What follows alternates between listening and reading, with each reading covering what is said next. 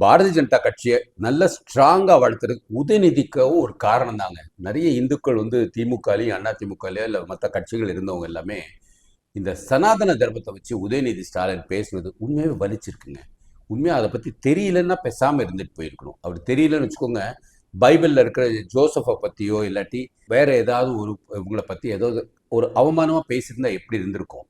அதே வலிதான் இந்துக்களுக்கும். அதனால பாரதிய ஜனதா கட்சி ஒரு செக்யூலியர் கட்சி இருந்தாலும் அதுல நிறைய புதுசா வந்து கட்சியில் இணைஞ்சிருக்கிறாங்க. இது கட்சியை பலப்படுத்தி இருக்கு, கட்சியும் வளர்ந்துருக்கு.